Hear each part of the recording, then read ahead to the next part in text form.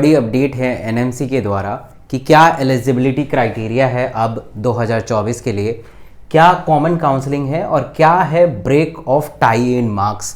बहुत सारे बच्चे कंफ्यूज हैं और बहुत ही कम टाइम में मैं ये बताऊंगा कि नेशनल मेडिकल कमीशन के द्वारा जो पब्लिक नोटिस जारी किया है 2024 के लिए वो कितना कारगर है आप सबके लिए और क्या चेंज कर सकता है, बहुत ही बारीकी से समझेंगे। सबसे पहले हम एलिजिबिलिटी क्राइटेरिया के बारे में समझ लेते हैं। एलिजिबिलिटी क्राइटेरिया का जो एज लिमिट पहले हम बात करें तो एज लिमिट लोअर कितनी होनी चाहिए, तो लोअर 17 साल होनी चाहिए, मतलब आप कम से कम 17 साल के होने चाहिए ऑन और बिफोर 31 दिसंबर ऑफ 2024। यानी उसमें लिखा है कि जिस साल आप एग्ज़ाम देने जा रहे हैं, यानी 24 अगर देने जा रहे हैं तो 31 दिसंबर तक आपका एज 17 साल हो जाना चाहिए, ठीक है, तो आप एलिजिबल हैं। अगर आप 17 साल के नहीं हैं तो एलिजिबल नहीं हैं। अपर एज लिमिट के बारे में कोई भी बात कही नहीं गई है, तो इसका मतलब ये है कि यहाँ पे कोई भी एज वाले बच्चे अपीयर हो सकते हैं, कितनी भी ड्रॉप ले सकते हैं, है ना, 5-6 ड्रॉप लेके भी अपीयर हो सकते हैं। अगर हम पासिंग क्राइटेरिया की बात करें तो 10+2 पीसीबी फिजिक्स केमिस्ट्री बायोलॉजी या बायोटेक्नोलॉजी और इंग्लिश को मिला के 50% मतलब मार्क्स होना चाहिए जनरल कैटेगरी के लिए और 40% मार्क्स होना चाहिए ओबीसी, एससी और एसटी के लिए। तो इसमें कुछ खास बदलाव नहीं किया गया है, जो पहले से रूल था वो एग्जैक्टली यही है, इसमें कुछ भी बदलाव नहीं है। बदलाव यहाँ पे आ रहा है, that is a common counselling. पहले क्या होता था कि पहले हमारा ऑल इंडिया कोटा से सीट रिजर्व होती थी और स्टेट कोटा होता था।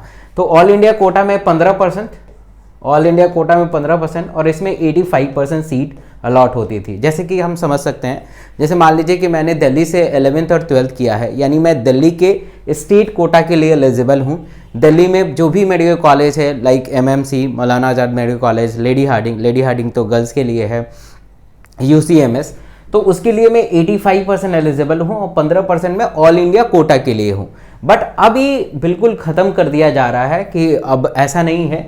अब ये कह रहे हैं कि हम ना एक सीट मैट्रिक्स लगाएंगे, जो बच्चा पूरा मतलब कि पूरा ऑल इंडिया स्टेट का हम लोग करेंगे, इसमें हम अब स्टेट कोटा नहीं रखेंगे। तो they are based on the seat matrix provided by the NMC. अब वो ऑल इंडिया कोटा और स्टेट कोटा होने वाला नहीं है, कॉमन रहेगा।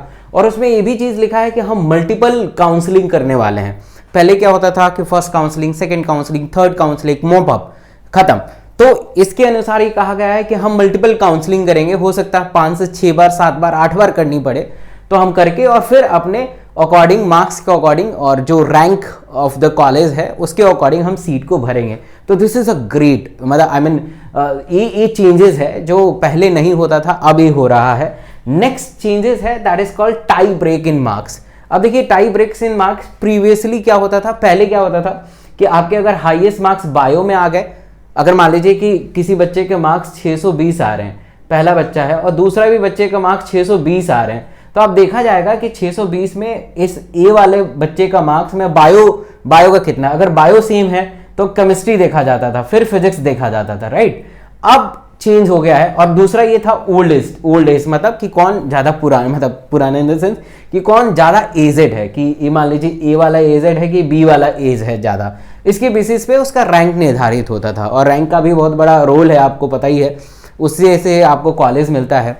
अब क्या है कि न्यू पैटर्न में हाईएस्ट मार्क्स जो है बदल गया है। अब देखा जाएगा कि फिजिक्स में कितने किसके हाईएस्ट हैं, फिर केमिस्ट्री में है, फिर बायो में है। ये टाई ब्रेकिंग सिस्टम है जिसके अकॉर्डिंग ये किया गया है। तो ये 3-4 न्यूज़ है और ये कहेंगे तो मैं आपको टेलीग्राम के ऊपर शेयर कर दूंगा, टेलीग्राम के ऊपर ये नोटिस शेयर कर दूंगा। मेरा ऑफिशियल टेलीग्राम है डॉक्टर एस के सिंह एमएमसी, आप जुड़ जाइएगा और ये सारा चीज़ मैं शेयर कर दूंगा और आप सबको अपडेटेड रखूंगा। वीडियो कैसे लगी तो थंब से लाइक